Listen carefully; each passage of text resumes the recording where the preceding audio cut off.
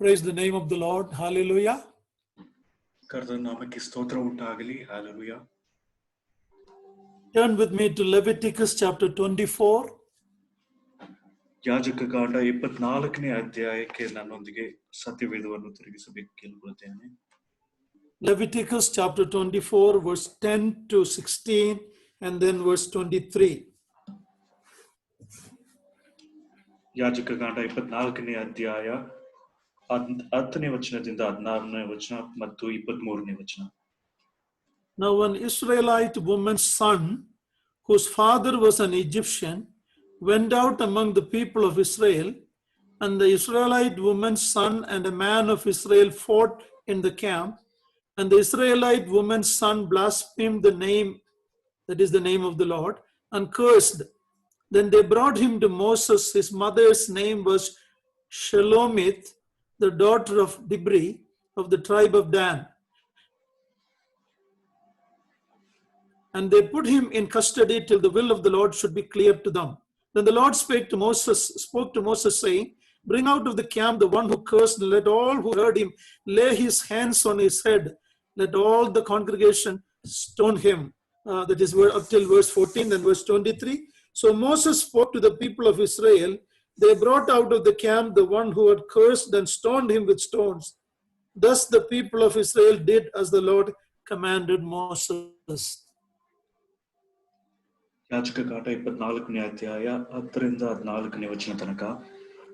ಇಸ್ರಾಯೇಲ್ ಸ್ತ್ರೀಯಲ್ಲಿ ಐಗುಪ್ತ ಪುರುಷನಿಂದ ಹುಟ್ಟಿದವನೊಬ್ಬನು ಬಂದು ಇಸ್ರಾಯೇಲರ ಪಾಳೆಯದಲ್ಲಿ ಇಸ್ರಾಯೇಲನಾದ ಒಬ್ಬ ಮನುಷ್ಯನ ಸಂಗಡ ಜಗಳ ಮಾಡುತ್ತಾ ಬೈದು ಯೆಹೋವನ ಹೆಸರನ್ನು ದೂಷಿಸುವುದರಿಂದ ಅವನನ್ನು ಮೋಶೆಯ ಬಳಿಗೆ ಹಿಡಿದು ತಂದರು.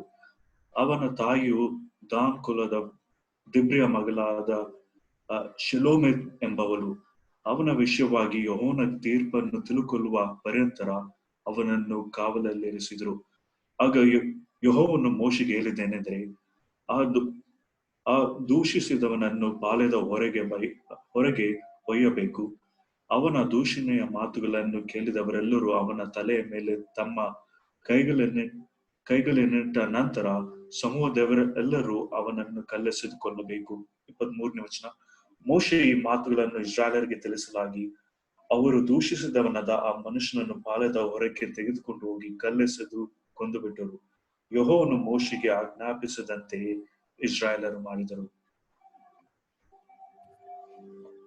May the Lord speak to us through these verses. ಈ ವಾಕ್ಯಗಳ ಮೂಲಕ ದೇವರು ನಮ್ಮೊಂದಿಗೆ ಮಾತನಾಡಲಿ. A very fearful incident in Israel. ಇಸ್ರಾಯೇಲರಲ್ಲಿ ಒಂದು ಭಯ ತರುವಂತ ಒಂದು ಘಟನೆ ಇದಾಗಿದೆ. There is a similar incident in Deuteronomy 21 verse 18 to 21. We are not going to read it. A rebellious son, the parents bring him to the elders, and the elders ask the elders, and the elders and the group of the people in Israel take him outside and stoned him to death. ಧರ್ಮೋಪದೇಶನ ಕಾಂಡ 21ನೇ ಅಧ್ಯಾಯದಲ್ಲಿ ಈ ರೀತಿಯಾದ ಒಂದು ಘಟನೆ ಉಂಟು. ಒಬ್ಬ ತಿರುಗಿ ಬೀಳುವ ಒಬ್ಬ ಮಗನು ಅವನ ಪೋಷಕರು ಹಿರಿಯರ ಬಳಿಯಲ್ಲಿ ತೆಗೆದುಕೊಂಡು ಬಂದು ಆ ಹಿರಿಯರು ಅವನನ್ನು ಹೊರಗೆ ತಗೊಂಡು ಅವನನ್ನು ಕಲ್ಲೆಸೆದು ಕೊಂದರು. How would you feel if you and I are in that situation? If it is us as children or our children, how would we feel? ಒಂದು ವೇಳೆ ನಾವು ಇಲ್ಲ ನಮ್ಮ ಮಕ್ಕಳು ಆ ಒಂದು ಸ್ಥಿತಿಯಲ್ಲಿದ್ದರೆ ನಾವು ಹೇಗೆ ನಮ್ಮ ಒಂದು ಆಲೋಚನೆ ಅಥವಾ ನಾವು ಹೇಗೆ ಅದನ್ನು ಅನುಭವಿಸುತ್ತೇವೆ? Thank God we are not under the law, we are under grace, as we have been remembering during the worship. ಆರಾಧನೆಯ ಸಮಯದಲ್ಲಿ ನಾವು ಜ್ಞಾಪಕ ಮಾಡಿಕೊಳ್ಳುತ್ತಾ ಬರುವ ಹಾಗೆ ನಾವು ಧರ್ಮೋಪದೇಶದಲ್ಲಿ ಅಥವಾ ಇಲ್ಲ, ಆದ್ರೆ ಕೃಪೆಯ ಒಂದು ಕಾಲದಲ್ಲಿ ನಾವಿದ್ದೇವೆ. Father God, we look to thee, pray that you will speak to us through the word. We thank you for hearing us. We look to the Holy Spirit to help us. In our Lord Jesus' precious name, amen. As Israel was traveling from Egypt to promised land, they had to travel through the wilderness. ಇಸ್ರಾಯೇಲರು ಐಗುಪ್ತ ದೇಶದಿಂದ ವಾಗ್ದತ್ತ ದೇಶಕ್ಕೆ ಅವರು ಪ್ರಯಾಣ ಮಾಡುತ್ತಿರುವಾಗ ಅವರು ಮರುಭೂಮಿಯಲ್ಲಿ ಪ್ರಯಾಣ ಮಾಡಬೇಕಾಗಿತ್ತು. They were called to be a people that are separate from the rest of the world. ಲೋಕದ ಉಳಿದ ಜನಾಂಗಗಳಿಗಿಂತ ವಿಭಿನ್ನವಾಗಿರಬೇಕೆಂಬುದಾಗಿ ಇಸ್ರಾಯೇಲರು ಕರೆಯಲ್ಪಟ್ಟಿದ್ದರು. We see that in the call of Abraham himself. God told him in Genesis 12 to come out from your people and be separate. ಆದಿಕಾಂಡದಲ್ಲಿ ದೇವರು ಅಬ್ರಾಹ್ಮನನ್ನು ಕರೆದಾಗ ಈ ಒಂದು ಸಂಗತಿಯನ್ನು ನಾವು ನೋಡುತ್ತೇವೆ. ಅಬ್ರಾಹ್ಮನು ತನ್ನ ಜನರಿಂದ ಹೊರಟು ಬರಬೇಕಾಗಿ ದೇವರು ಆಜ್ಞಾಪಿಸಿದನು. God's blessing on Israel or Abraham was conditional to his obedience to the call of separation. ಇಸ್ರಾಯೇಲರ ಮೇಲಾಗಲಿ ಅಥವಾ ಅಬ್ರಾಹ್ಮನ ಮೇಲಾಗಲಿ ಅವರ ಒಂದು ಆಶೀರ್ವಾದ ಆ ಒಂದು ಧರ್ಮೋಪದೇಶಕ್ಕೆ ಆ ಒಂದು ವಿಧೇಯತ್ವದ ಮೇಲೆ ಆಧಾರಗೊಂಡಿತ್ತು. Later in chapter 13 verse 9 of Genesis, we see even from a carnal believer like Lot, Abraham had to separate. ಆದಿಕಾಂಡ 13ನೇ ಅಧ್ಯಾಯದಲ್ಲಿ ಒಬ್ಬ ಪ್ರಾಕೃತ ಮನುಷ್ಯನಾಗಿರುವ ಲೋತನಿಂದಲೂ ಸಹ ಅಬ್ರಾಹ್ಮನು ಆತನು ಪ್ರತ್ಯೇಕ ಮಾಡಿಕೊಳ್ಳಬೇಕಾಗಿತ್ತು. There was time in Abraham's life that he failed. He went down to Egypt when there was a famine. ಅಬ್ರಾಹ್ಮನ ಜೀವಿತದಲ್ಲಿಯೂ ಸೋಲುವಿಕೆಗಳು ಇತ್ತು. ಅಲ್ಲಿ ಬರ ಇದ್ದಾಗ ಅಬ್ರಾಹ್ಮನು ಆತನು ಐಗುಪ್ತ ದೇಶಕ್ಕೆ ಹೋದನು. And the consequence of that was long lasting. ಅದರ ಒಂದು ಪರಿಣಾಮ ಅದು ಅನೇಕ ಒಂದು ಉದ್ದವಾದ ಒಂದು ಕಾಲಕ್ಕೆ ಆ ಒಂದು ಪರಿಣಾಮ ಇತ್ತು. When Abraham was given the promise of a son to be born, they waited for long and they lost the patience.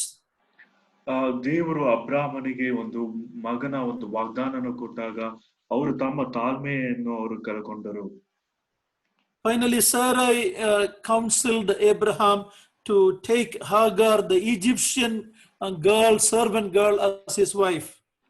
ಆದ್ರೆ ಅಬ್ರಾಹ್ಮನ ಪತ್ನಿಯಾಗಿರುವ ಸಾರಾ ಆಕೆಯ ಒಂದು ಆಲೋಚನೆ ಪ್ರಕಾರ ಐಗುಪ್ತ ದೇಶದ ಒಂದು ಹಾಗರನ್ನು ಆತನು ಅಬ್ರಾಹ್ಮನ ಆತನ ಜೊತೆ ಸೇರಬೇಕಾಗಿತ್ತು. That conflict continued in that family, even in the world today, because of that choice to marry, to take an Egyptian servant girl. ಐಗುಪ್ತ ದೇಶದ ಒಂದು ದಾಸಿಯನ್ನು ಮದುವೆ ಮಾಡಿಕೊಳ್ಳುವ ಒಂದು ಪರಿಣಾಮ ಆ ಒಂದು ಬ್ರಾಹ್ಮಣ ಜೀವಿತದಲ್ಲಿಯೂ ಮತ್ತು ಈ ಪ್ರಸ್ತುತ ಒಂದು ಲೋಕದಲ್ಲಿಯೂ ನಾವು ಅದನ್ನು ನೋಡುತ್ತೇವೆ. Later Abraham learned it. ನಂತರ ಅಬ್ರಾಹಮನು ಆ ಒಂದು ಪಾಠವನ್ನು ಕಲಿತನು. Later, when his promised son Isaac became old enough to marry, he said, I will not take a girl from the Canaanites. ನಂತರ ಅಬ್ರಾಹ್ಮನ ಮಗನು ಇಸಾಕನು ಆತನ ಒಂದು ಮದುವೆ ವಿಷಯವಾಗಿ ಬರುವಾಗ ಆತನು ಆ ಒಂದು ಕಾನಾನ್ಯರಲ್ಲಿ ಯಾವ ಒಂದು ಸ್ತ್ರೀಯನ್ನು ಆತನು ಮದುವೆ ಮಾಡಿಸಿಕೊಳ್ಳುವುದಿಲ್ಲ ಎಂಬುದಾಗಿ ಆತನು ತೀರ್ಮಾನಿಸಿದನು. We know that in Genesis 24 how Isaac was able to God provided Rebekah for Isaac because of that stand of separation. ಈ ಒಂದು ಪ್ರತ್ಯೇಕದ ಒಂದು ನಿಲುವು ಅಬ್ರಾಹ್ಮನ ತೆಗೆದುಕೊಂಡದ್ರಿಂದ ಆದಿಕಾಂಡ 24ನೇ ಅಧ್ಯಾಯದಲ್ಲಿ ಇಸಾಕನಿಗೆ ದೇವರು ಹೇಗೆ ರೆಬೆಕಳನ್ನು ಕೊಟ್ಟನು ಎಂಬುದಾಗಿ ನಾವು ನೋಡುತ್ತೇವೆ. Later, when Isaac had Rebekah had two children, Esau and Jacob. ನಂತರ ಇಸಾಕನಿಗೆ ಮತ್ತು ರೆಬೆಕಳಿಗೆ ಇಬ್ರು ಗಂಡು ಮಕ್ಕಳು ಈಸಾ ಮತ್ತು ಯಾಕೋಬನು ಹುಟ್ಟಿದಾಗ we see that Esau, after some time, when he knew that his parents were not happy with the Canaanites girls, he purposely went and he married from the Canaanite. ಅಬ್ರಾಹ್ಮನ್ ಇಸಾಕನು ಮತ್ತು ರೆಬೆಕಳು ಅವರು ಕಾನಾನ್ಯ ಸ್ತ್ರೀಯರ ಒಂದು ಮೆಚ್ಚುಗೆ ಇಲ್ಲದ ಒಂದು ಕಾರಣದಿಂದ ಈಸಾವನು ಆತನು ಉದ್ದೇಶಪೂರ್ವಕವಾಗಿ ಕಾನಾನ್ಯ ಒಂದು ಸ್ತ್ರೀಯನ್ನು ಆತನು ಮದುವೆ ಮಾಡಿಕೊಂಡನು. We read that marriage made Isaac and Rebekah's life bitter. ಆ ಒಂದು ಮದುವೆ ಇಸಾಕನ ಮತ್ತು ರೆಬೆಕಳ ಒಂದು ಜೀವಿತವನ್ನು ತುಂಬಾ ಕಹಿಯಾಗಿ ಮಾಡಿತು ಎಂಬುದಾಗಿ ನಾವು ನೋಡ್ತೇವೆ. Later, knowing that after Jacob went away to Laban's place, Esau again went and married Ishmaelite woman. ಯಾಕೋಬನು ಆತನು ಲಾಬಾನನ ಮನೆಗೆ ಹೋದ ನಂತರ ಏಸಾವನು ಇಷ್ಮಾಯೇಲ್ ಸ್ತ್ರೀಯನ್ನು ನಂತರ ಮದುವೆ ಮಾಡಿಕೊಂಡನು. So we see in the Bible many cases when people of Israel disobeyed the commandment of the Lord not to mingle with the unbelievers. ಇಸ್ರಾಯೇಲರ ಒಂದು ಚರಿತ್ರೆಯಲ್ಲಿ ಅವರು ಅನ್ಯ ಜನರೊಂದಿಗೆ ಅವರು ಹೊಂದಾಣಿಕೆ ಮಾಡಿಕೊಳ್ಳಬಾರದು ಎಂಬ ಒಂದು ಆಜ್ಞೆಗೆ ಅವರು ವಿಧೇಯರಾದರು ಎಂಬುದಾಗಿ. When Jacob had a daughter by name Dinah, and there was an offer from an uncircumcised group of people to marry and mingle with them, Jacob and his sons said this is not right. ಯಾಕೋಬನ ಮಗಳು ದೀನಳು ಆಕೆಗೆ ಒಂದು ಅನ್ಯ ಜನಾಂಗದಿಂದ ಒಂದು ಮದುವೆ ಒಂದು ಸಂಗತಿ ಒಂದು ನಿಶ್ಚಯ ಒಂದು ಕಾರ್ಯ ಬಂದಾಗ ಯಾಕೋಬನು ಮತ್ತು ಆತನ ಮಕ್ಕಳು ಗಂಡು ಮಕ್ಕಳು ಇದರಲ್ಲಿ ಅವರಿಗೆ ಮೆಚ್ಚುಗೆ ಇರಲಿಲ್ಲ. God did not allow them to mingle with the pagans, with the unbelievers. ವಿಶ್ವಾಸಿಗಳೊಂದಿಗೆ ಅಥವಾ ಅನ್ಯ ಜನರೊಂದಿಗೆ ಮಿಶ್ರಣವಾಗಬಾರದು ಎಂಬುದಾಗಿ ದೇವರ ಒಂದು ಅಪೇಕ್ಷೆ ಅಥವಾ ದೇವರ ಅನುಮತಿಯನ್ನು ಕೊಡಲಿಲ್ಲ. Later in the time of Judges, we see Samson violating this command of the Lord. ನ್ಯಾಯಸ್ಥಾಪಕರ ಕಾಲದಲ್ಲಿ ಸಂಸೋನನು ಈ ಒಂದು ನಿಯಮವನ್ನು ಆಜ್ಞೆಯನ್ನು ಉಲ್ಲಂಘಿಸುವುದನ್ನು ಅದನ್ನು ನಾವು ಗಮನಿಸಬಹುದು. You can see that in Judges 14:1-3. ನ್ಯಾಯಸ್ಥಾಪಕರ ಪುಸ್ತಕ 4ನೇ ಅಧ್ಯಾಯ 1ರಿಂದ 3ನೇ ವಚನದಲ್ಲಿ ನಾವು ಈ ಒಂದು ಘಟನೆಯನ್ನು ಓದುತ್ತೇವೆ. And Samson said, I found a girl and she liked me. I liked her and give her in marriage to me. ಸಂಸೋನನು ಒಂದು ಅನ್ಯ ಸ್ತ್ರೀಯನ್ನು ನೋಡಿ ಆತನು ಮೋಹಿಸಿ ಮತ್ತು ಆಕೆಯನ್ನು ಮದುವೆ ಮಾಡಿಕೊಳ್ಳಬೇಕು ಎಂಬುದಾಗಿ ಆತನು ಕೇಳಿಕೊಂಡನು. And the parents asked, don't you have somebody from your own people? Why do you go to the uncircumcised Philistines? ಆದ್ರೆ ಅವರು ಪೋಷಕರು ತಮ್ಮ ಸ್ವಂತ ಜನರಲ್ಲಿ ಯಾರು ಇಲ್ಲವೋ ನೀವು ಯಾಕೆ ಸುನ್ನತಿ ಇಲ್ಲದವರ ಮಧ್ಯದಿಂದ ಒಂದು ಸ್ತ್ರೀಯನ್ನು ಹುಡುಕುತ್ತಿ ಎಂಬುದಾಗಿ ಕೇಳಿದರು. But he did not listen to his parents and he chose, and the consequence we know what happened. He went by his eyesight and later the Philistines plucked out his eyes. ಆದ್ರೆ ಸಂಸೋನನು ಅವರ ಮಾತಿಗೆ ವಿಧೇಯನಾಗಲಿಲ್ಲ. ನಂತರ ಅದರ ಒಂದು ಪರಿಣಾಮವನ್ನು ನೋಡುತ್ತೇವೆ. ಫಿಲಿಸ್ಟಿಯರ ಬಳಿಗೆ ಹೋಗಿ ಸಂಸೋನನು ತನ್ನ ದೃಷ್ಟಿಯನ್ನು ಕಣ್ಣುಗಳನ್ನು ಕಳೆದುಕೊಂಡನು. The book of Nehemiah chapter 13 we see after the children of Israel, because of all their disobedience to God's law, they were exiled to Babylon, and by God's mercy after 70 years they came back. ನೆಹೆಮೀಯನ ಒಂದು ಸಂದರ್ಭದಲ್ಲಿ ಇಸ್ರಾಯೇಲರು ತಿರುಗಿ ದೇವರ ಆಜ್ಞೆಗೆ ಅವಿಧೇಯರಾದರು. ಅದರ ಪರಿಣಾಮವಾಗಿ ಅವರು 70 ವರ್ಷಗಳ ಕಾಲ ಒಂದು ಬಾಬೆಲ್ ದೇಶದಲ್ಲಿ ಅವರು ಸೆರೆ ಹೋದರು. ನಂತರ ದೇವರ ಕರುಣೆಯಿಂದ ಅವರು ತಿರುಗಿ ಬರುವ ಹಾಗೆ ಅವರು ದೇವರು ಮಾಡಿದರು. We read in chapter 13 verse 23 onwards. Please read that passage 23-27. Nehemiah 13:23-27. ನೆಹೆಮೀಯನ ಪುಸ್ತಕ 13ನೇ ಅಧ್ಯಾಯ 23ನೇ ವಚನದಿಂದ 27ನೇ ವಚನ ತನಕ.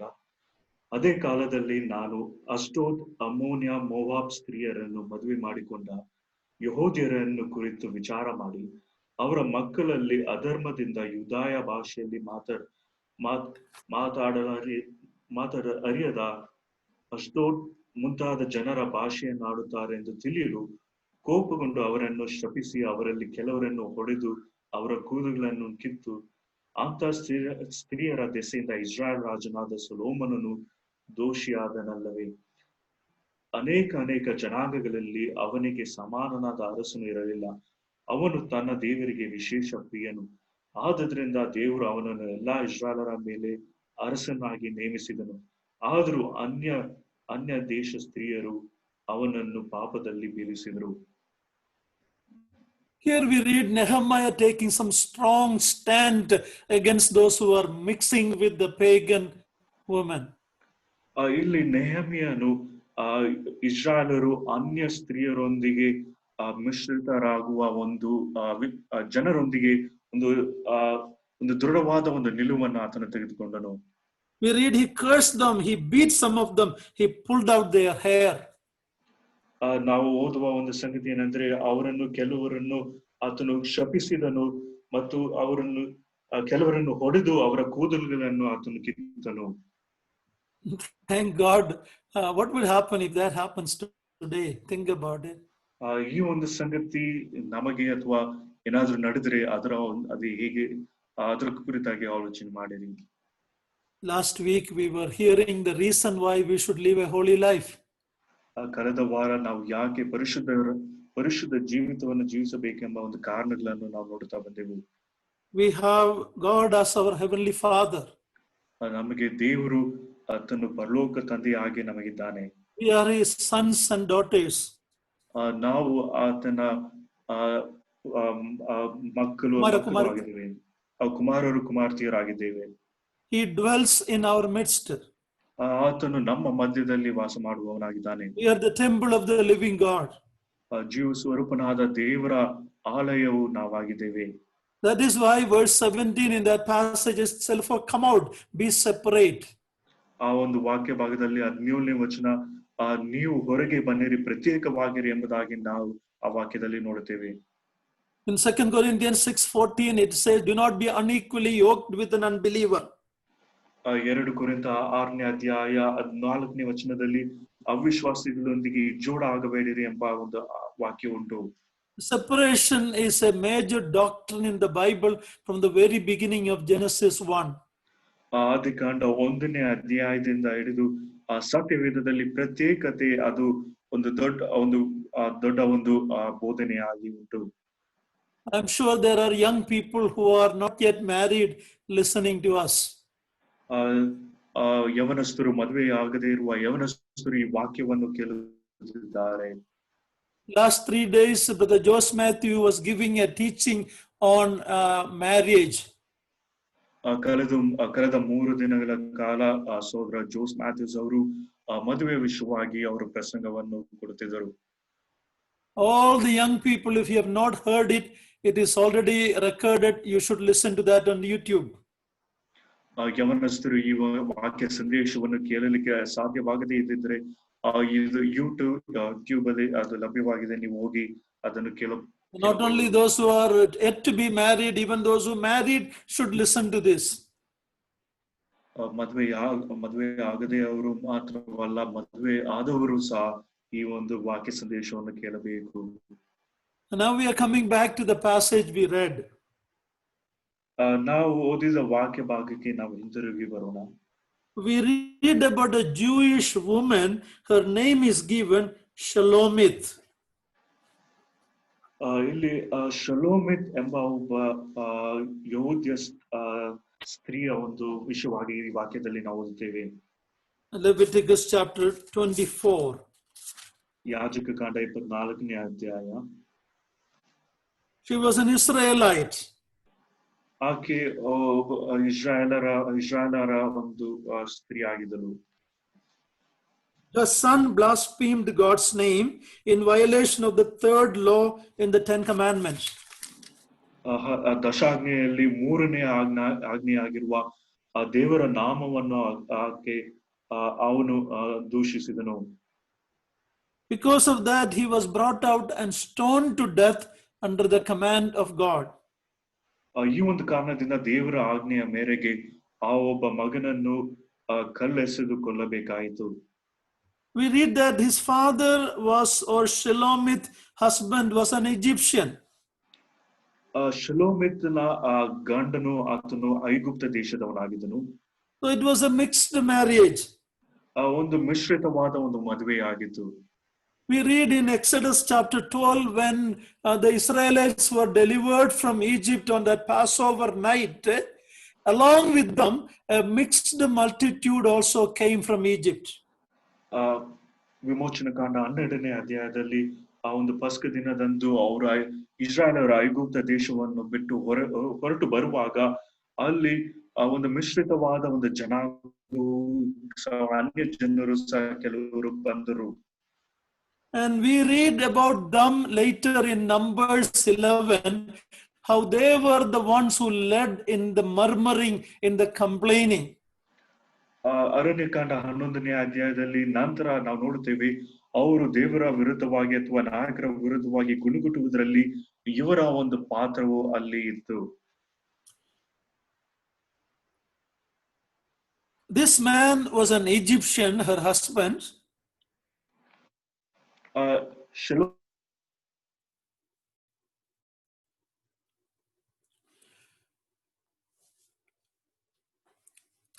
He was an Egyptian.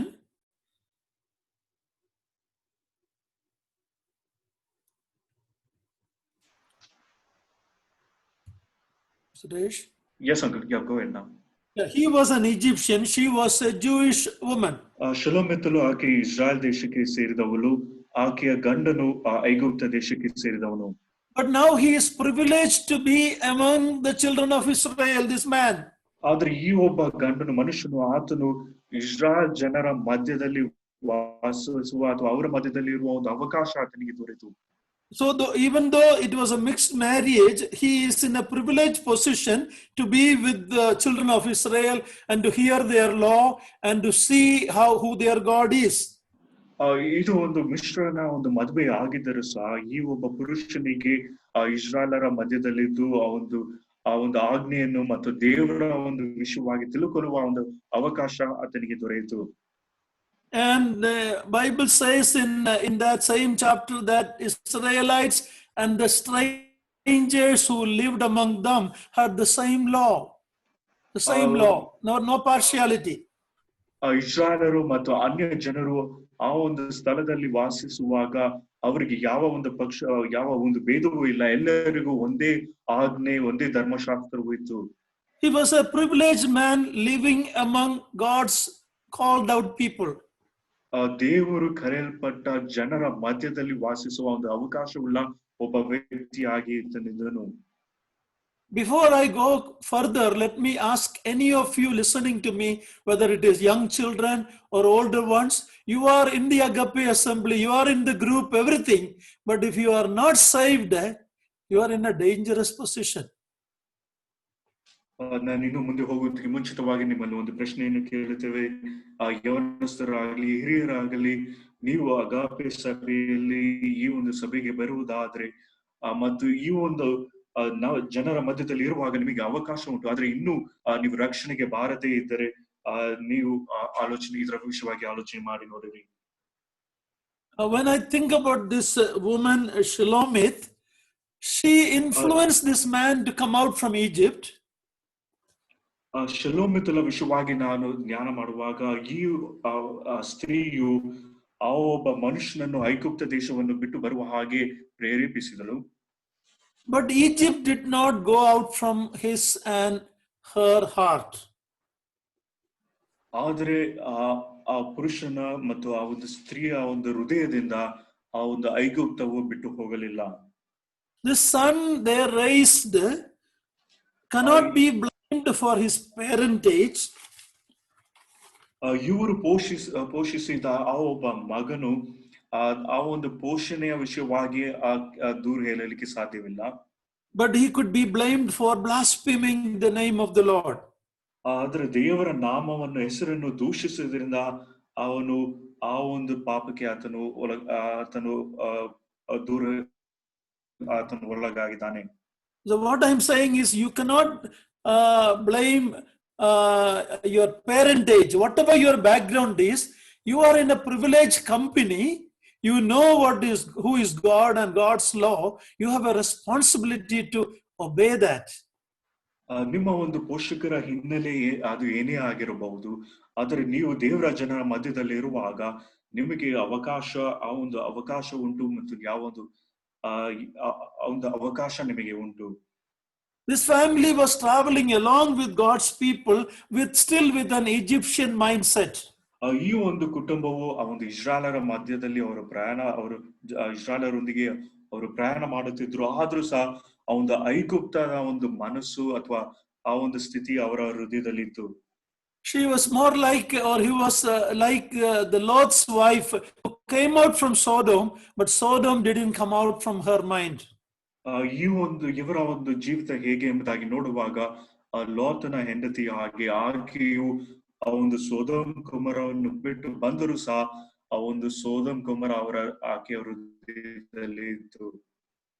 Shelomith failed to groom her son in the light of God's commandment.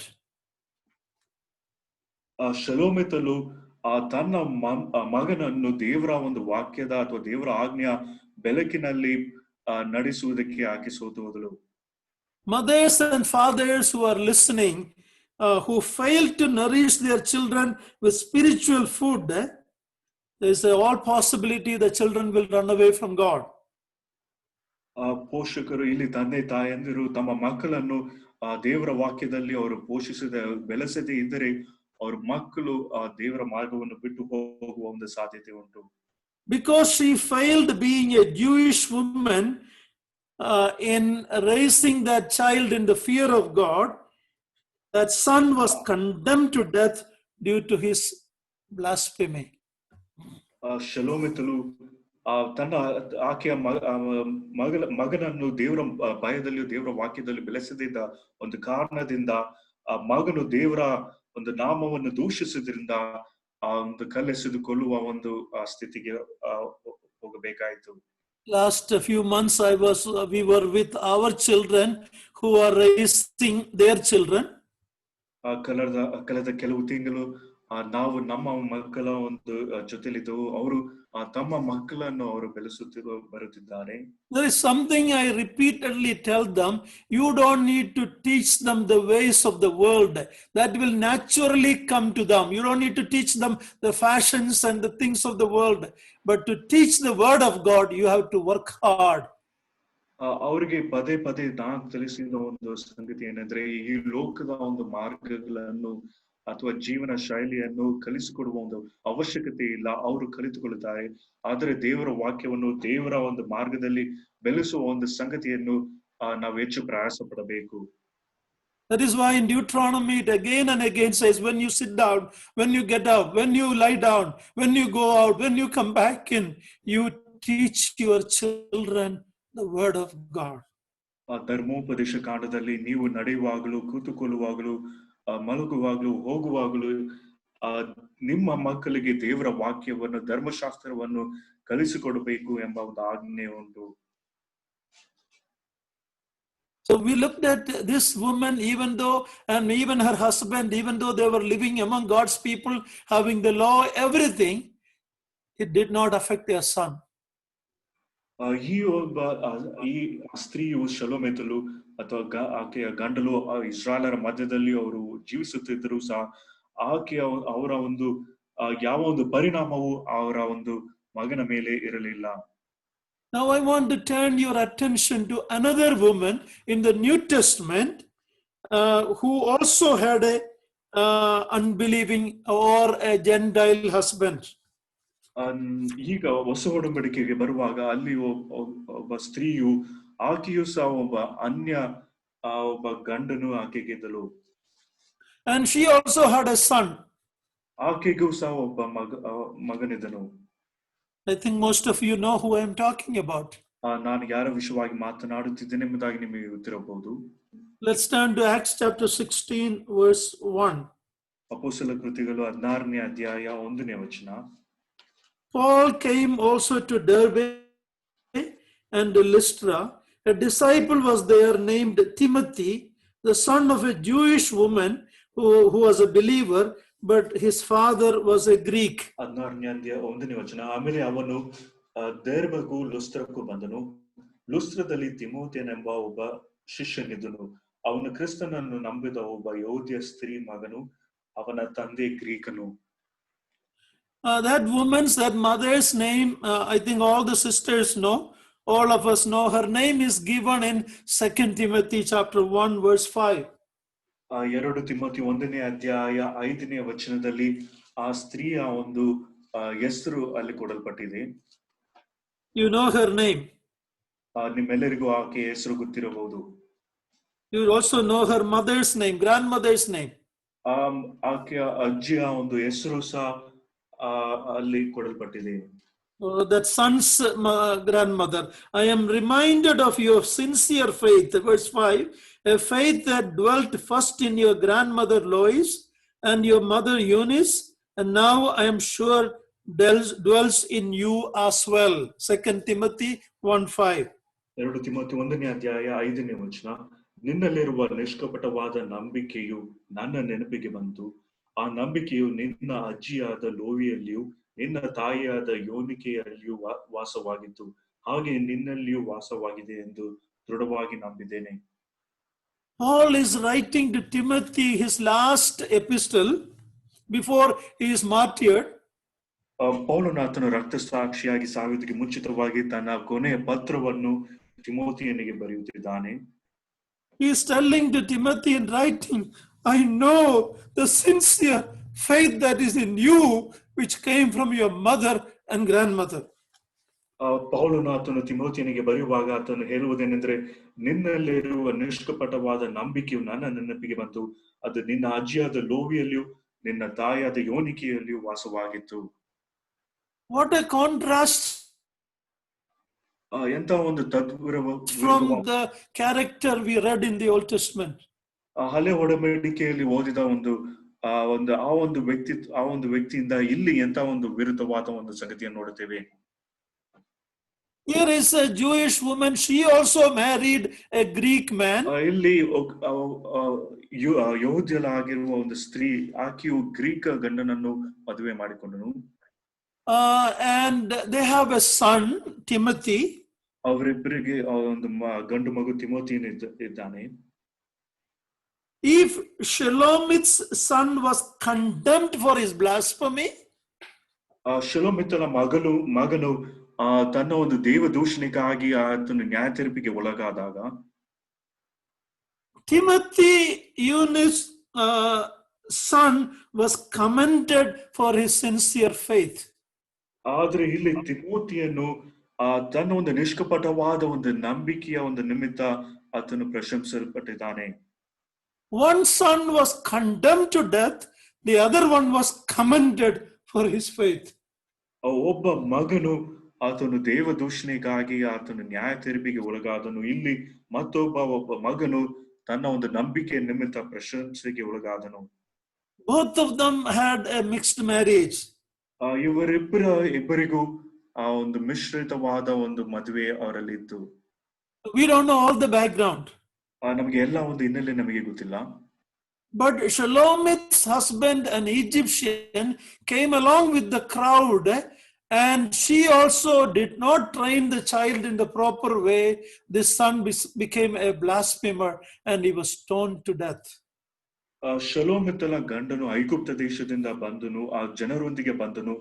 ಆದ್ರೆ ಅವರಿಬ್ಬರು ಆ ಮಗನನ್ನು ಸರಿಯಾದ ದೇವ ಮಾರ್ಗದಲ್ಲಿ ಬೆಳೆಸದಿದ್ದ ಒಂದು ಕಾರಣದಿಂದ ಅವನು ದೇವದೂಷಣೆ ಮಾಡಿದ್ರಿಂದ ಕಲ್ಲೆಸೆದು ಅವನನ್ನು ಕೊಲ್ಲಲ್ಪಟ್ಟನು.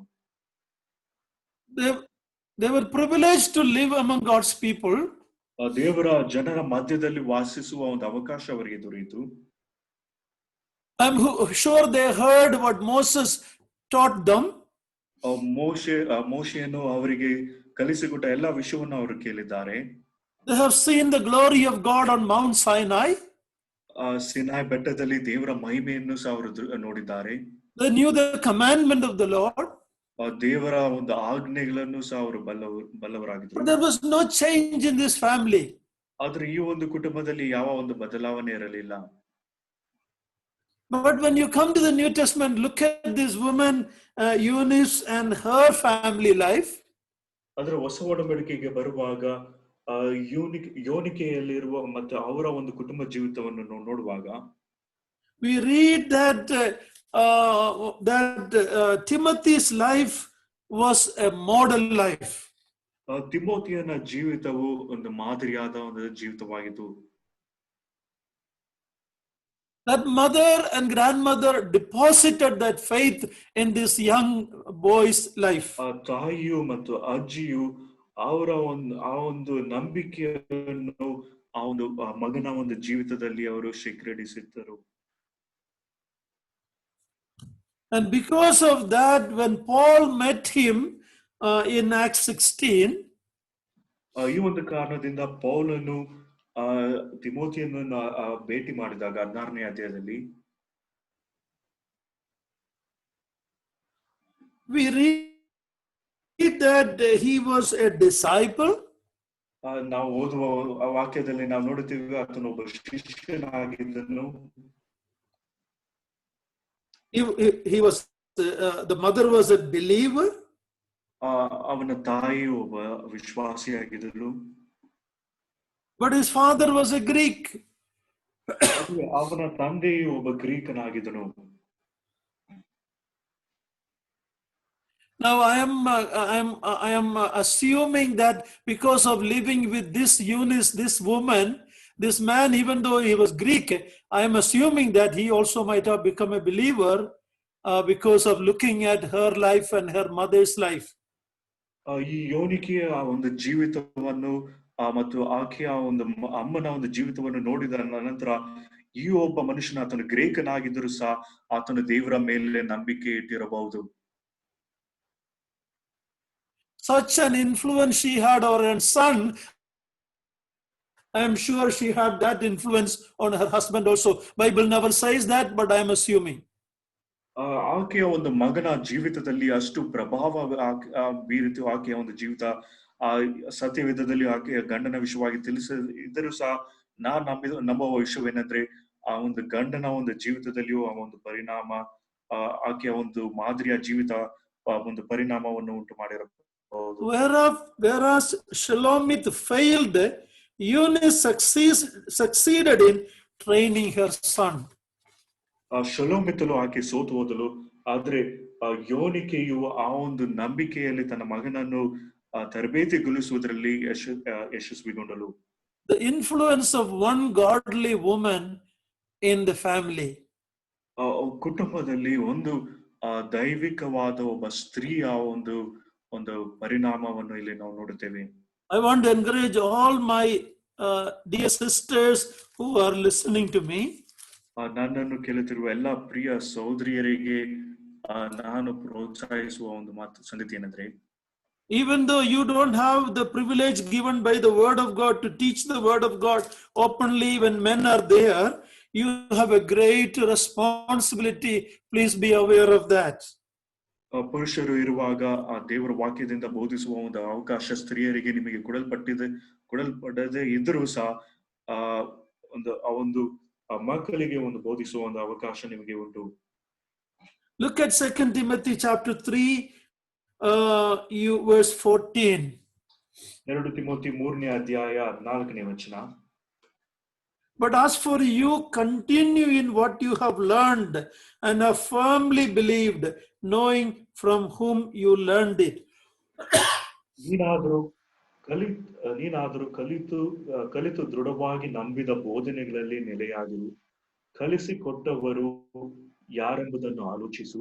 ಚಿಕ್ಕಂದಿನಿಂದಲೂ ನಿನಗೆ ಪರಿಶುದ್ಧ ಗ್ರಂಥಗಳ ಪರಿಚಯವಾಯ್ತಲ್ಲ.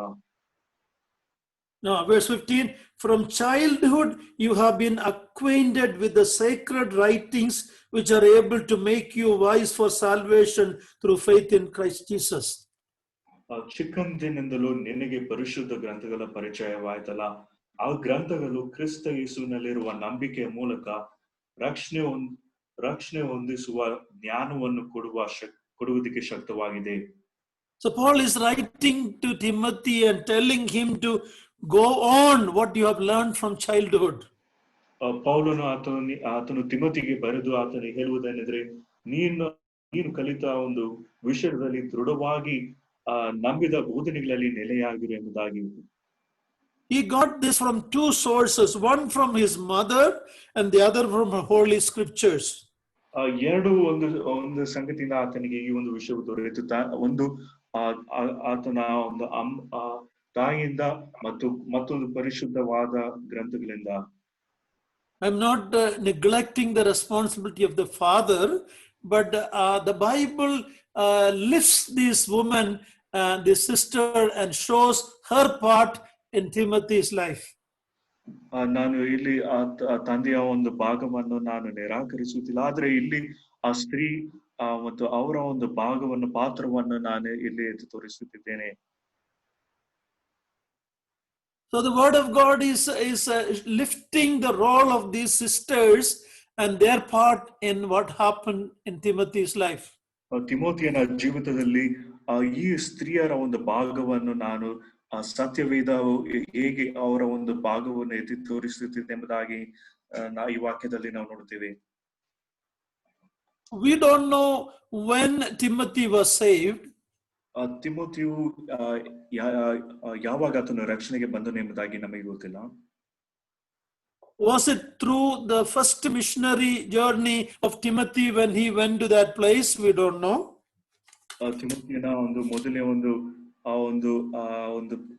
ಸೇವೆ, ಪೌಲನ ಮೊದಲನೇ ಒಂದು ಸೇವೆಯ ವಿಷಯವಾಗಿ ಪ್ರಯಾಣದಲ್ಲಿ ಆತನು ರಕ್ಷಣೆಗೆ ಬಂದನು ಎಂಬುದಾಗಿ ನಮಗೆ ಗೊತ್ತಿಲ್ಲ. Or was he saved through his mother's influence through the scriptures? We don't know for sure. ಇಲ್ಲ, ತಾಯಿಯ ಮುಖಾಂತರ ದೇವರ ವಾಕ್ಯದ ಮೂಲಕ ಆತನು ರಕ್ಷಣೆಗೆ ಬಂದನ ಎಂಬುದಾಗಿ ಗೊತ್ತಿಲ್ಲ. In 1 Timothy 1:2, Paul calls Timothy his true child. Timothy ಒಂದು ತಿಮೋತಿ 1ನೇ ಅಧ್ಯಾಯ 2ನೇ ವಚನದಲ್ಲಿ ಆತನು ತಿಮೋತಿಯನ್ನು ಕರೆಯುವ ಒಂದು ವಿಷಯವನ್ನು ನೋಡುವಾಗ ಆತನು ನಂಬಿಕೆಯ ಒಂದು ವಿಷಯದಲ್ಲಿ ನಿಜ ಕುಮಾರನು ಎಂಬುದಾಗಿ ಆತನು ಕರೆಯುತ್ತಿದ್ದಾನೆ. It could be that through Paul he came to salvation. We don't know. ಪೌಲನ ಮೂಲಕ ಆತನು ರಕ್ಷಣೆಗೆ ಬಂದಿರಬಹುದು, ನಮಗೆ ಖಚಿತವಾಗಿ ನಮಗೆ ಗೊತ್ತಿಲ್ಲ. Even if that happened, the seed was sown by his mother and grandmother from a childhood. ಆ ರೀತಿಯಾಗಿ ನಡೆದಿದ್ರು ಸಹ ಆ ಒಂದು ಬೀಜವು ಆ ಒಂದು ತಾಯಿ ಮತ್ತು ಅಜ್ಜಿಯಿಂದ ಆ ಒಂದು ಬೀಜವು ಬಿತ್ತಲ್ಪಟ್ಟಿತು. So in Acts 14, when Paul went there, he might have finally come to that step of salvation.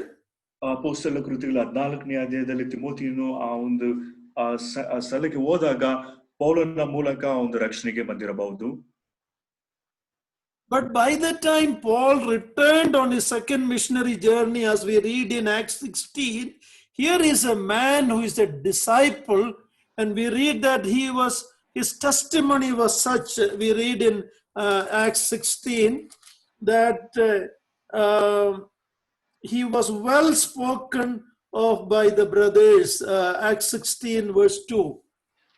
ಅಪೊಸ್ತಲ ಕೃತಿಗಳು 16ನೇ ಅಧ್ಯಾಯ 2ನೇ ವಚನದಲ್ಲಿ ಪೌಲನ 2ನೇ ಒಂದು ಪ್ರಯಾಣದಲ್ಲಿ ಆತನು ಈಗಾಗಲೇ ಆತನು ಶಿಷ್ಯನಾಗಿದ್ದನು ಮತ್ತು ಅವನ ವಿಷಯವಾಗಿ ಲುಸ್ತ್ರದಲ್ಲಿಯೂ ಇಕೋನ್ಯದಲ್ಲಿಯೂ ಇದ್ದ ಸಹೋದರರು ಒಳ್ಳೆ ಸಾಕ್ಷಿ ಹೇಳುತ್ತಿದ್ದರು.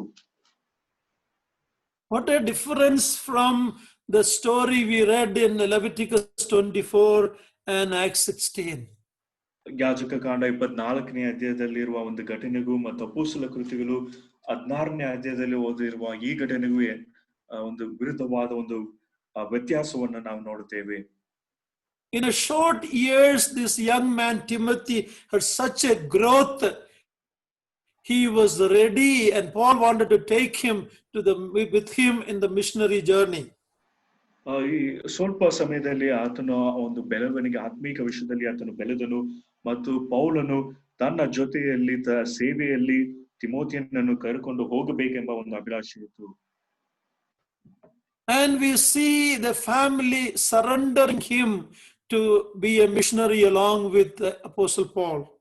ಅಪೊಸ್ತಲನಾದ ಪೌಲನೊಂದಿಗೆ ಒಬ್ಬ ತಿಮೋತಿಯನನ್ನು ಸಹ ಸಮರ್ಪಿಸುವುದಕ್ಕೆ, ಸೇವೆಗಾಗಿ ಸಮರ್ಪಿಸುವುದಕ್ಕೆ ಕುಟುಂಬವೂ ಸಹ ಸಿದ್ಧವಾಗಿತ್ತು. When the time came for surrendering him to the ministry, to God's work, I'm sure she was so happy, just like Hannah, who was willing to give her son Samuel to God's work. ಹನ್ನಲು ಸಮುವೇಲನು ದೇವರ ಸೇವೆಗೆ ಕೊಡುವುದರಲ್ಲಿ ಎಷ್ಟು ಸಂತೋಷವಾಗಿದ್ದಳು, ಅದೇ ರೀತಿಯಾಗಿ ತಿಮೋತಿಯನನ್ನು ದೇವರ ಒಂದು ಸೇವೆಗೆ, ದೇವರ ಒಂದು ಕೆಲಸಕ್ಕೆ ಕೊಡುವಾಗ ಅವರ ಕುಟುಂಬವೂ ಸಹ ತುಂಬಾ ಸಂತೋಷವಾಗಿದ್ದಿರಬಹುದು. The parents who are listening to me, many of us who are parents, what will be our desire if our children express that God has a calling in their life and they want to go to God's work? Will you be excited like that? ಮಕ್ಕಳ ಒಂದು ಜೀವಿತದಲ್ಲಿ ಒಂದು ದೇವರ ಒಂದು ಕರುವಿಕೆ, ದೇವರ ಒಂದು ಸೇವೆಗಾಗಿ ಒಂದು ಕರುವಿಕೆ ಇದೆ ಎಂಬ ಒಂದು ಸಂಗತಿಯನ್ನು ಪೋಷಕರೊಂದಿಗೆ ತಿಳಿಸಿದಾಗ ನೀವು ಪೋಷಕರು ಇದರ ವಿಷಯವಾಗಿ ತುಂಬಾ ಆಸಕ್ತಿ ಉಳ್ಳರಾಗಿ ಅಥವಾ ಸಂತೋಷವಾಗಿರುತ್ತೀರಾ? We cannot call the children to the ministry, but if God calls them, will you and I be happy to release them like Eunice did for Timothy and Hannah did for Samuel? ಹನ್ನಲು ಸಮುವೇಲನ ವಿಷಯವಾಗಿ ಹೇಗೆ ದೇವರ ಒಂದು ಸೇವೆಗೆ ಅರ್ಪಿಸಿದಳು, ಅದೇ ರೀತಿಯಾಗಿ ಯೋನಿಕೆಯು ಸಹ ತಿಮೋತಿಯನ್ನು ದೇವರ ಸೇವೆಗೆ ಒಪ್ಪಿಸಿದ ಹಾಗೆ ನಮ್ಮ ಮಕ್ಕಳು ದೇವರ ಒಂದು ಸೇವೆಗಾಗಿ ಅವರ ಒಂದು ಆಶೆಯನ್ನು ವ್ಯಕ್ತಪಡಿಸುವಾಗ ನಾವು ಕರೆಯಲಿಕ್ಕೆ ಸಾಧ್ಯವಿಲ್ಲ. ಆದರೆ ದೇವರು ಅವರನ್ನು ಸೇವೆಗೆ ಕರೆದಾಗ ಅನ್ನಲ ಹಾಗೆ ಮತ್ತು ಯೋನಿಕೆ ಹಾಗೆ ಅವರನ್ನು ದೇವರ ಸೇವೆಗೆ ಸಮರ್ಪಿಸುವುದಕ್ಕೆ ನಮಗೆ ಮನಸ್ಸಿದೆಯಾ? When Paul is writing to the Philippian church in the epistle to the Philippians, he says about Timothy that there is nobody like him. ಪೌಲನು ಆತನು ಫಿಲಿಪಿಯವರಿಗೆ ಬರೆಯುವ ಒಂದು ಪತ್ರದಲ್ಲಿ ತಿಮೋತಿನ ವಿಷಯವಾಗಿ ಆತನು ಹೇಳುವುದೇನೆಂದ್ರೆ ತಿಮೋತಿಯನ ಹಾಗೆ ಬೇರೆ ಯಾರು ಇಲ್ಲ ಎಂಬುದಾಗಿ. Verse 22, Philippians 2, 21 and 22, they all seek their own interest, not those of Jesus Christ. But you know Timothy's proven worth, how as a son with the Father, he has served with me in the gospel. ಫಿಲಿಪಿಯವರಿಗೆ ಬರೆದ ಪತ್ರಿಕೆ 2ನೇ ಅಧ್ಯಾಯ 21-22, ಎಲ್ಲರೂ ಸ್ವಕಾರ್ಯಗಳ ಮೇಲೆ ಮನಸ್ಸಿಡುತ್ತಾರೆ ಹೊರತು ಯೇಸು ಕ್ರಿಸ್ತನ ಕಾರ್ಯಗಳ ಮೇಲೆ ಮನಸ್ಸಿಡುವುದಿಲ್ಲ. ತಿಮೋತಿಯನ ಗುಣವನ್ನು ನೀವು ನೋಡಿ ತಿಳಿದುಕೊಂಡಿದ್ದೀರಿ. ಮಗನು ತಂದೆಗೆ ಹೇಗೋ ಹಾಗೆಯೇ ಅವನು ನನ್ನ ಜೊತೆಯಲ್ಲಿ ಸ್ವಾರ್ಥ ಪ್ರಚಾರಕ್ಕಾಗಿ ಕಷ್ಟಪಟ್ಟು ಕೆಲಸ ನಡೆಸಿದನೆಂಬುದು ನಿಮಗೆ ಗೊತ್ತುಂಟು. I believe Timothy is the only one in the New Testament who is called man of God. ಹೊಸ ಒಡಂಬಡಿಕೆಯಲ್ಲಿ ತಿಮೋತಿಯನ್ನು ಮಾತ್ರ ದೇವ ಮನುಷ್ಯನು ಎಂಬುದಾಗಿ ಆತನು ಕರೆಯಲ್ಪಟ್ಟಿದ್ದಾನೆ. What was the reason for such a life? ಇಂಥ ಒಂದು ಜೀವಿತಕ್ಕೆ ಏನು ಕಾರಣವಾಗಿರಬಹುದು? It was the influence of a godly mother. ಒಂದು ದೈವಿಕವಾದ ಒಂದು ತಾಯಿಯ ಒಂದು ಪರಿಣಾಮ ಆತನ ಒಂದು ಜೀವಿತದಲ್ಲಿ. Timothy as a young man had a proven worth. ತಿಮೋತಿನು ಒಬ್ಬ ಯವನಸ್ಥನಾಗಿ ಆತನು ಒಬ್ಬ ಸಾಬೀತುಪಡಿಸಿದ ಒಬ್ಬ ವ್ಯಕ್ತಿ ಆಗಿದ್ದಾನೆ. So parents raising children, ಪೋಷಕರು ಮಕ್ಕಳನ್ನು ಬೆಳೆಸುವುದರಲ್ಲಿಯೂ. Last week we prayed for a newborn child. ಕಳೆದ ವಾರ ಒಂದು ಹೊಸ ಮಗುವಿಗಾಗಿ ಹುಟ್ಟಿದ ಮಗುವಿಗಾಗಿ ನಾವು ಪ್ರಾರ್ಥನೆ ಮಾಡಿದೆವು. Parents' responsibility, especially the responsibility of the mothers, is so great. ಪೋಷಕರ ಒಂದು ಜವಾಬ್ದಾರಿ, ವಿಶೇಷವಾಗಿ ತಾಯಿಯ ಒಂದು ಜವಾಬ್ದಾರಿ, ಮಕ್ಕಳನ್ನು ದೇವರ ಭಯದಲ್ಲಿ ಬೆಳೆಸುವ ಒಂದು ವಿಷಯದಲ್ಲಿ ಆ ತಾಯಿಯ ಒಂದು ಜವಾಬ್ದಾರಿ. Let me repeat what I say to my children, to the mothers and parents. You don't need to teach them the ways of the world. They will naturally learn that from the society. But to teach them the things of God, you have to work hard. ನಾನು ನನ್ನ ಮಕ್ಕಳಿಗೆ ನಾನು ಹೇಳಿದ ಒಂದು ಸಂಗತಿಯನ್ನು ಪುನಃ ನಿಮಗೆ ನಾನು ತಿಳಿಸುತ್ತೇನೆ. ಮಕ್ಕಳಿಗೆ ಈ ಲೋಕದ ಮಾರ್ಗಗಳನ್ನು, ಜೀವನ ಶೈಲಿಯನ್ನು ಕಲಿಸಿಕೊಡುವ ಅವಶ್ಯಕತೆ ಇಲ್ಲ. ಅವರು ಲೋಕದಿಂದ ಕಲಿತುಕೊಳ್ಳುತ್ತಾರೆ. ಆದರೆ ದೇವರ ವಾಕ್ಯವನ್ನು ದೇವರ ಭಯದಲ್ಲಿ ಬೆಳೆಸುವ ಒಂದು ಸಂಗತಿಯಲ್ಲಿ ಪೋಷಕರು ಅವರು ಪ್ರಯಾಸ ಪಡಬೇಕು.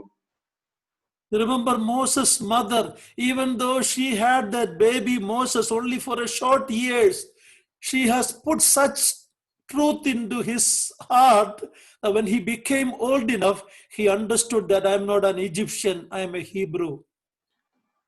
ಮೋಶೆಯ ತಾಯಿಯು ಸಹ, ಒಂದು ಮೋಶೆಯು ಆಕೆ ಸಂಗಡ ಸ್ವಲ್ಪ ಕಾಲ ಮಾತ್ರ ಇದ್ದರೂ ಸಹ ಆಕೆಯು ಎಲ್ಲಾ ಒಂದು ಸತ್ಯಾಂಶವನ್ನು ಆಕೆ ಮೋಶೆಗೆ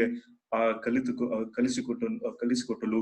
ನಂತರ ಮೋಶೆಯು ಆತನು ಬೆಳೆದಾಗ ಆತನು ಆ ಒಂದು ಐಗುಪ್ತ ವಿಷಯವನ್ನ ಆತನು ಆರಿಸಿಕೊಳ್ಳದೆ ಅಥವಾ ದೇವರ ಒಂದು ಮಾರ್ಗದಲ್ಲಿ ಆತನು ಬಂದನು. Along with the pure breast milk or the breast milk, she gave him the pure word of God. ಒಂದು ಶುದ್ಧ ಹಾಲಿನ ನೊಂದಿಗೆ ಆಕೆಯು ದೇವರ ಪರಿಶುದ್ಧವಾದ ಒಂದು ವಾಕ್ಯವನ್ನು, ದೇವರ ವಾಕ್ಯವನ್ನು ಸಹ ಆಕೆ ಮೋಶೆಗೆ ಕೊಟ್ಟಳು. Of course, we know they didn't have any written word at that time. ಆ ಒಂದು ಕಾಲದಲ್ಲಿ ಒಂದು ಈ ದೇವರ ವಾಕ್ಯ ಬರೆಯಲ್ಪಟ್ಟಿರುವ ಯಾವ ವಾಕ್ಯವೂ ಇರಲಿಲ್ಲ. But whatever they heard through first-hand information from their parents, they gave it to that child. ಆದ್ರೆ ಅವರು ತಮ್ಮ ಒಂದು ಪೋಷಕರಿಂದ ಕೇಳಿದ ಒಂದು ವಾಕ್ಯಗಳನ್ನು, ಸಂಗತಿಗಳನ್ನು ಅವರು ತಮ್ಮ ಮಕ್ಕಳಿಗೆ ಅವರು ವರ್ಗಾಯಿಸಿದ್ರು. When I read about the missionaries' accounts in their autobiography, I read about mothers who prayed and raised the child and how their children became missionaries later. ಈ ಒಂದು ದೇವರ ಸೇವಕರ ಅವರ ಒಂದು ಚರಿತ್ರೆಯನ್ನು, ಅವರ ಬಯೋಗ್ರಫಿಯನ್ನು ಓದುವಾಗ ಅವರ ಒಂದು ಜೀವಿತದಲ್ಲಿ ಅವರ ಒಂದು ತಾಯಿಯ ಒಂದು ಪಾತ್ರ ಏನಾಗಿತ್ತು, ಅವರ ಒಂದು ತಾಯಿಯ ಪ್ರಾರ್ಥನೆ, ಮತ್ತೆ ಅವರ ಒಂದು ಜೀವಿತ ಹೇಗೆ ಮಕ್ಕಳ ಮೇಲೆ ಪ್ರಭಾವ ಬೀರುತ್ತೆ ಎಂಬ ಒಂದು ವಿಷಯವನ್ನ ನಾನು ಗಮನಿಸುತ್ತೇನೆ. Don't train them in the ways of the world. Train them in the ways of God. ಲೋಕದ ಮಾರ್ಗದಲ್ಲಿ ಅವರನ್ನು ತರಬೇತಿಗೊಳಿಸುವುದು ಅಗತ್ಯವಿಲ್ಲ. ದೇವರ ಮಾರ್ಗದಲ್ಲಿ ನಾವು ಅವರನ್ನು ತರಬೇತಿಗೊಳಿಸಬೇಕು. Shalomith's son was condemned to death. ಶಲೋಮಿತನ ಮಗನು ನ್ಯಾಯ ತೀರ್ಪಿಗೆ ಖಂಡನೆಗೆ ಆತನು ಒಳಗಾದನು. But Eunice's son was commended for his life. ಆದ್ರೆ ಯೋನಿಕೆಯ ಮಗನು ತನ್ನ ಒಂದು ಜೀವಿತೆಯ ಒಂದು ಮಾದರಿಗಾಗಿ ಅವನು ಪ್ರಶಂಸೆಗೆ ಒಳಗಾದನು. May the Lord help us to take heed to the word of God. ದೇವರ ವಾಕ್ಯವನ್ನು ಕೇಳುವ ಹಾಗೆ, ಅದನ್ನು ಅಭ್ಯಾಸಿಸುವ ಹಾಗೆ ದೇವರು ನಮಗೆ ಸಹಾಯ ಮಾಡಲಿ.